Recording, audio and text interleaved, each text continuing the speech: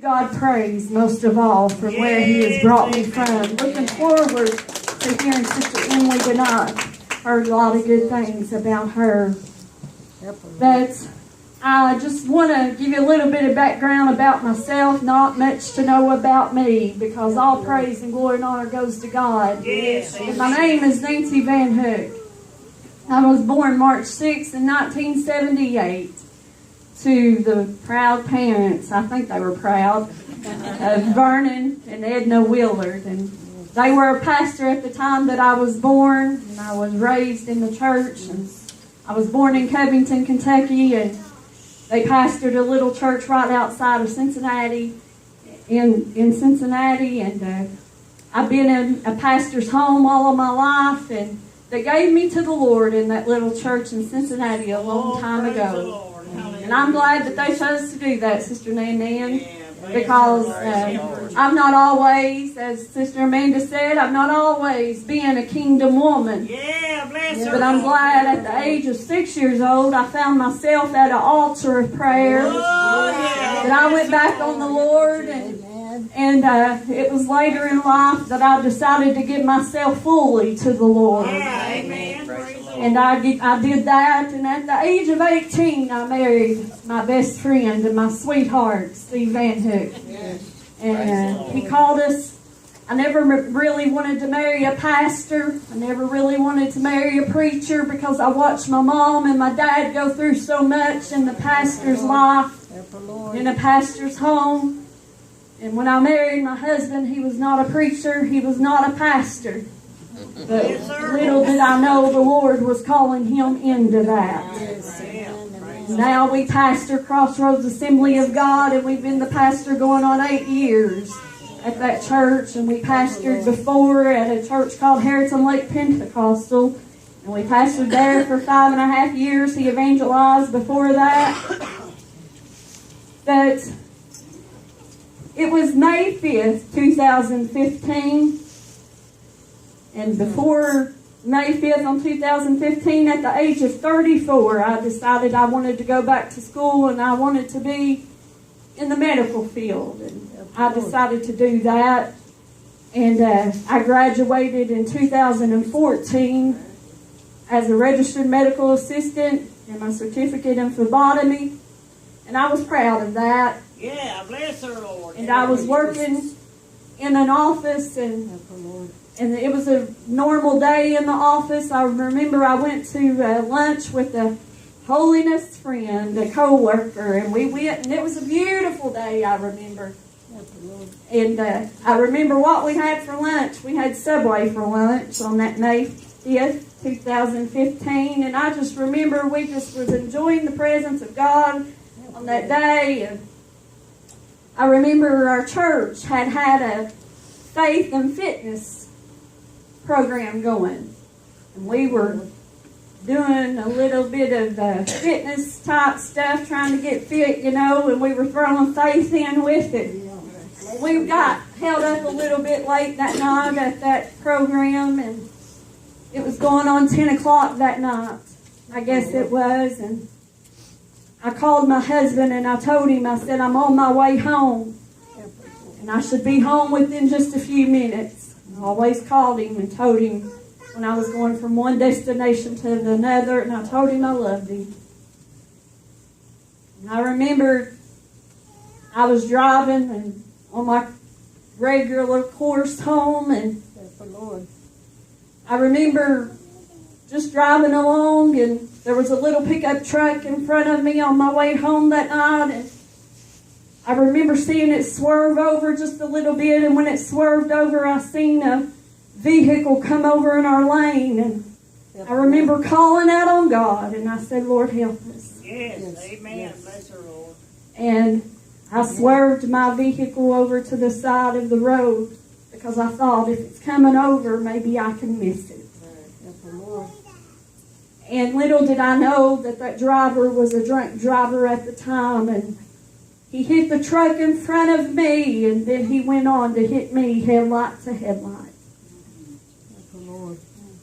And I don't remember much after that, but I remember coming to myself somewhere between that time and time the paramedics, I remember hearing sirens going off. And I remember the time that the paramedics began to work with me and they began to ask me, "Are you hurt?" And what was my 2008 Chevrolet Impala at the time became, my legs were intertwined with metal and I couldn't move.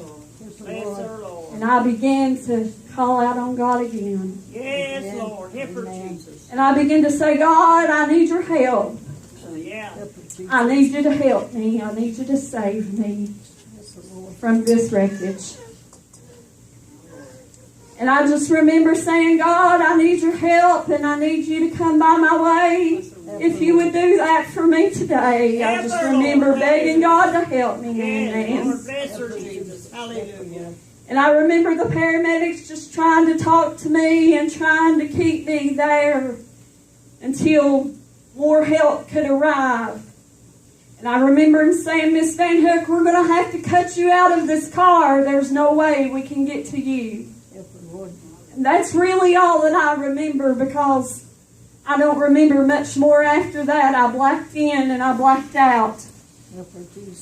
But I remember 2 weeks later, my family began to tell me the story. And I don't know much. That they tell me that when they flew me to the hospital of U of K, and they took me to a trauma center in the ICU unit, Bless her, Lord. my husband came to the wreckage because it was 11:30 at night and I hadn't got home yet. And he said, "Something is wrong." He came upon the wreckage and he seen my car and he told the police officer, he said, "I believe my wife has been in this accident." He said, "I've called her phone and she told me she was on her way home. Yeah. Bless her, Lord. She has not reached home and she's not answering her phone." Help her, Jesus. They led him up to the accident and what was left of my car, he said, "Yes, that's our Impala." And they said, "We have flew her out to the hospital." He said, "Is she alive?" And they said, "All I can tell her, she was somewhat responsive when we flew her out." Praise the Lord. My husband began to call people to pray on his way to the hospital. They got there and this was at 10 o'clock at night and they had me to, I think, UK hospital about 10:45 that night, and they said they didn't get to see me till about 3 or 4 o'clock that morning, and my family had all gathered there by this time. They were in the waiting room. The chaplain came to them and said, "Is there anything we can do for you?" Told them of my condition. The doctor said it looks critical. They said her feet had been crushed. They said her legs, both of them, had been broken. Her hip has been broken. Bless her, Lord. Both sides of her ribs have been broken. Both of her arms have been broken. Her sling has a laceration and she is losing massive amounts of blood. Bless her, Lord. They had started giving me 8 units, I believe it was, of blood. And what looked like I was going to be another statistic, I stand before you as a miracle tonight. What looked like to be that I was going to be, they said 48 hours. I stand before you a miracle tonight. My family was in that waiting room and they did only what they knew to do, and that was to call on God. I don't know about you, but I serve a miracle working God. When all else fails and when doctors do what all doctors can do, I stand to God that I believe in miracles tonight. They said, "Be still, I am God." I believe in miracles tonight because I stand before you a miracle. The doctors told them, said, "We only can do so much with her feet. She will never walk again. They said we can only do so much. They said there's only so much that we can do with her feet. They're totally crushed. My little praying mama has been a kingdom woman for the 38 years that I've been in this world. Bless her, Lord. She said, I don't believe what you're saying to me. All right. Amen. My husband back there, he said, we're just going to pray about it. Amen. We're just going to pray about what you got to say. Yes, Lord. Bless her, Jesus. I went through 9 extensive surgeries. I went through 7 from the time of May the 5th until June the 8th. And then I was dismissed to rehab because they said we've done all that we can do. And for 2 months I went to rehab. Bless her, Lord. My family had went the last mile they could go, and I went to a nursing home at the age of 37. Bless her, Lord. Help her, Jesus. My friends came and they prayed and they said and done all that they could do. And I remember the first night that I was in the rehab, and I remember when my husband walked out the door, he thought I was asleep. And I acted like I was because he wasn't going to leave until he thought I was asleep. And that night I cried out to God and I said, God, I don't know why I'm in this place. Bless her. I remember I felt depression like I never felt it before. I remember I thought, God, I don't know why I'm here. But I know that if you touch me, I will tell of your mercy and of your healing. I will go and I will do what you call me to do. Oh, yeah. Bless her, Lord. Help her, Jesus. And my little mama, every time they would come out and every time they would say, there's nothing else we can do for her feet. There's nothing else that we can do for her legs. She may never walk again. My mama said, I choose to believe the report of the Lord. She said sometimes she aggravated me because she wouldn't even listen to the doctor.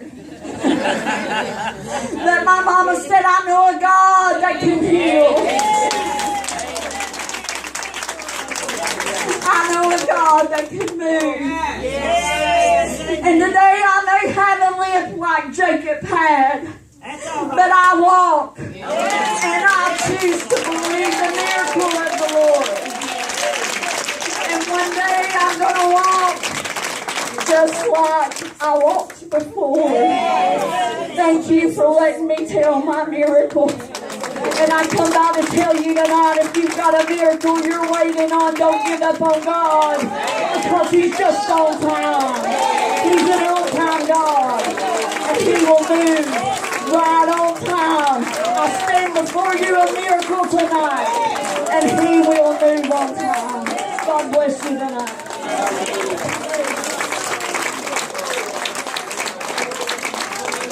Stand up and give God